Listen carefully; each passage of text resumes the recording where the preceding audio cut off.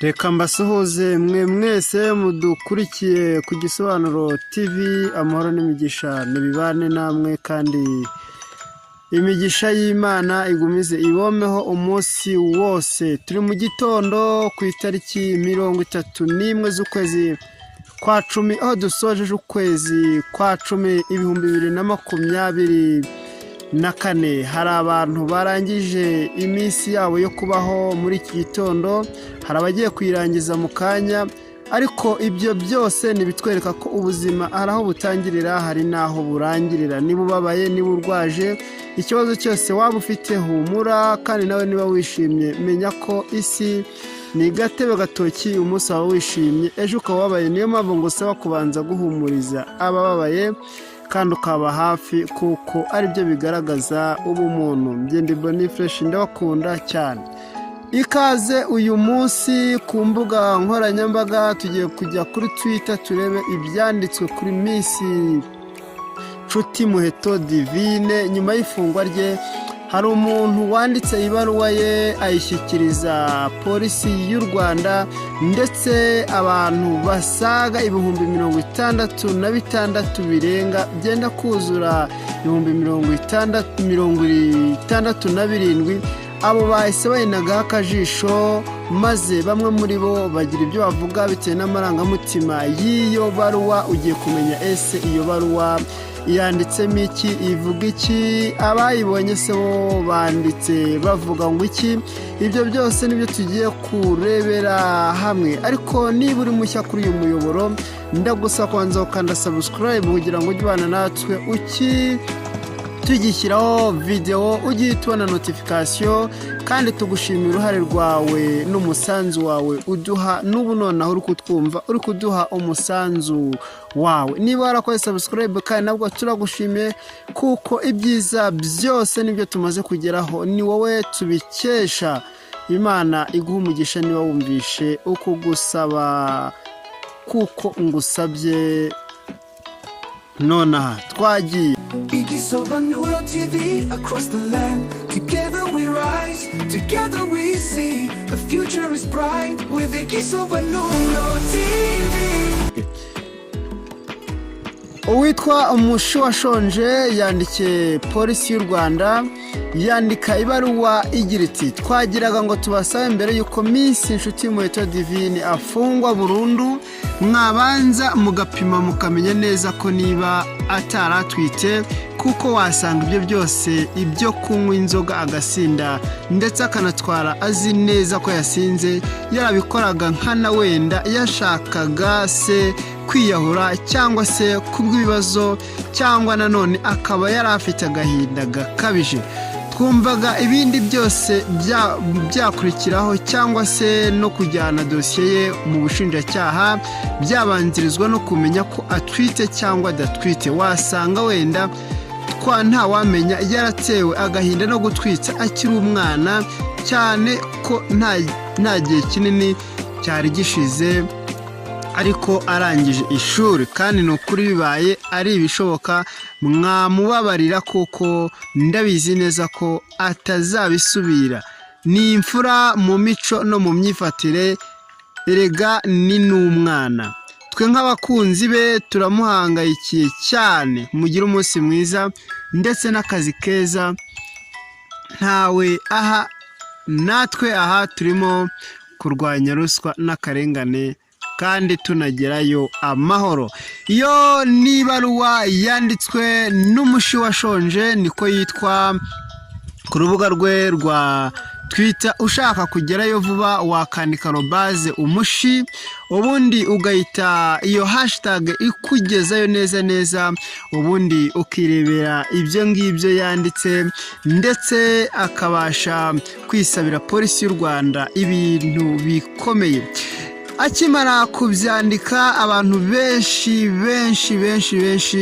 banditse baramusubiza, bamwe berekana amarangamutima batewe n'urwo rwandiko, cyane ko n'umunyamakuru wa radio imwe zimuzikorera hano mu gihugu cy'u Rwanda, yavuze ko uyu mukobwa akwiye guhabwa imbabazi ahubwo akaba ambasaderi yatunwe resi. Icya kabiri igihe cyo ntekereza ubu ngubu ntekereza ko bakwiriye kumuha baca inkoni nzamba kugira ngo abere abandi urugero.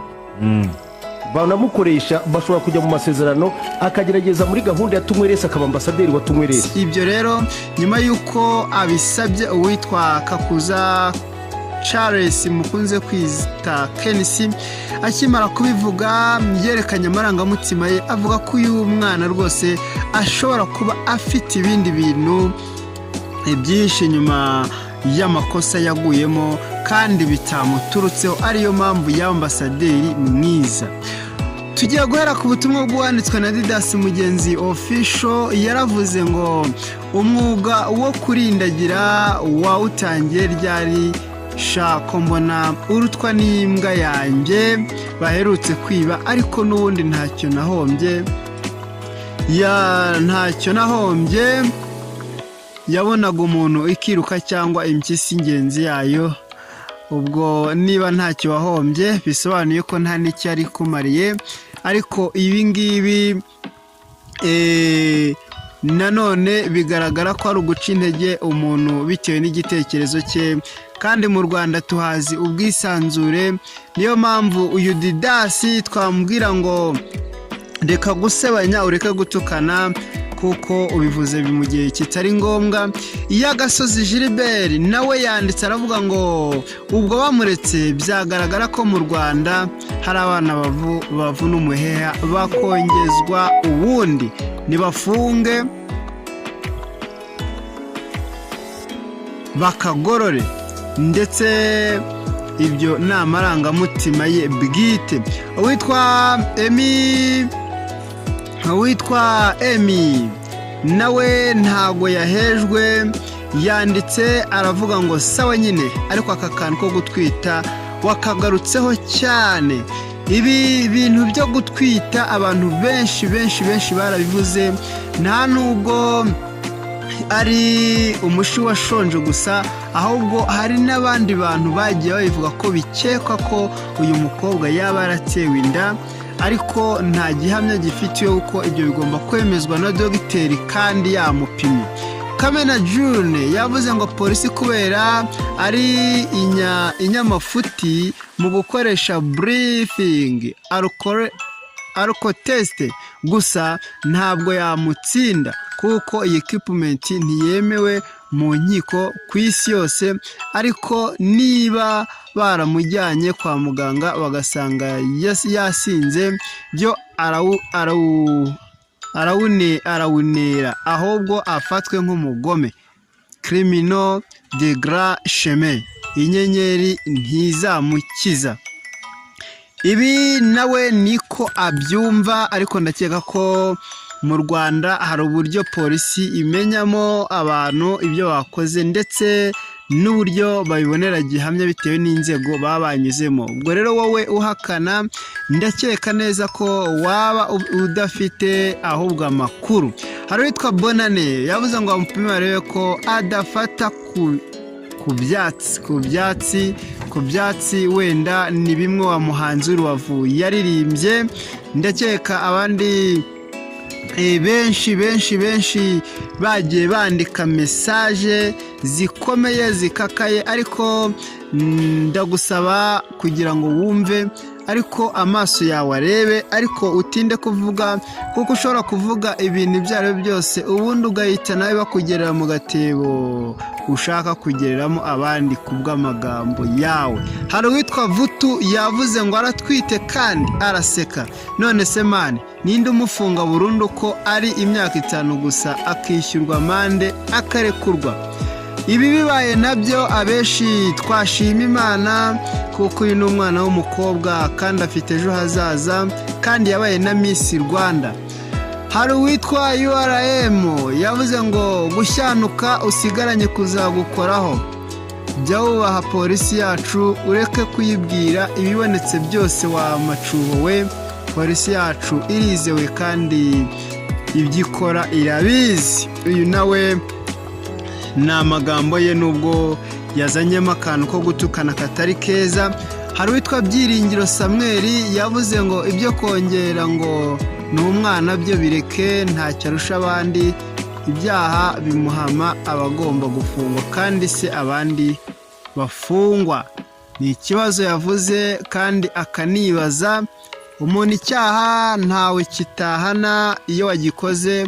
Hariho na gereza z'abana, ubwo nibasanga ari umwana nyine iyo gereza nayo izahita imuhamagara ubundi ayitabe babe baraganira. Hari uwitwa Fra Fernando we yavuze ngo inshuro zose agomba abiterwa no gutwita se, niba atarageza ku myaka 18 byo cyaba ari ikibazo cy'ubwana pe. Ibi ngibi abivuze nyuma y'uko polisi y'u Rwanda yavuze ko iba bikoze ari ubugira kabiri, ntago ari ubwa mbere. Kandi uyu nguyu nubwo abantu benshi bagomba bavuga ko ari umwana, nyamara umwana ahantu yageze n'inshingano yahawe, ndetse cyane ko yarakora mu mushinga ukomeye, ntabwo ibi byagombye gutuma ibi byose bigaragara ko yabikoze kubwo guhubuka, cyane ko amashuri afite yonyine amwemerera kutagwa no mu makosa. Ibi tubabwiye ni bike mu nyandiko, ni bike muri message, ni bike mu byo dusomye, ariko hari ibindi byinshi gusa kugira ngo bitaba ari birebire bikabarambira, reka duhinire hano, ubundi tuzakomerezaho muri video zitaha. Kandi turi kumwe, turabakunda. Icyo tugusaba no kubana natwe kandi ukabera maso ubuzima n'ubugingo bwawe, ukikundira umurimo, ubundi nawo ukazaguhemba. Kunywa resi bya divine, ariko rero uko mbona ari umwana muto, icyambere akaba yarahuye yahatswe kuvamo ijisho buriya bitewe n'impanuka nabyo yanyuze. Icya kabiri njye cyo ntekereza ubu ngubu, ntekereza ko bakwiriye kumuha baca inkoni nzamba kugira ngo abere abandi urugero. Banamukoresha, bashobora kujya mu masezerano akagerageza